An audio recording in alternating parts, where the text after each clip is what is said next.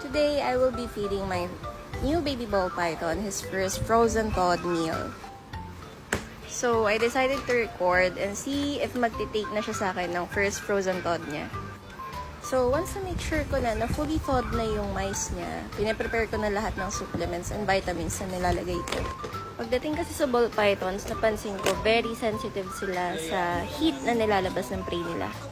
This little baby right here was on live mice before I got him. So, this would be his second feeding with me, and this time, frozen thawed na tayo. As you can see, habang pinaprepare ko yung meal niya, very interested siya sa ginagawa ko. See those tongue flicks and yung attention niya sa ginagawa ko? That's a hungry baby right there. Panoorin yung maigi when I give it to him. Diba? Good boy! Sunggab agad. Actually, dito medyo kinakabahan ako kasi binitawan niya after niya i-constrict. Ayun pala, hinahanap niya lang nasan yung ulo. So, habang kinakain niya yan, I wanted to share why I feed frozen thawed. So, una sa lahat, personal preference. Pangalawa, para sa safety ng alaga ko.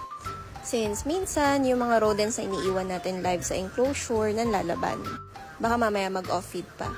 And lastly, it's a humane way of feeding our pets. So, ayun lang. Thank you.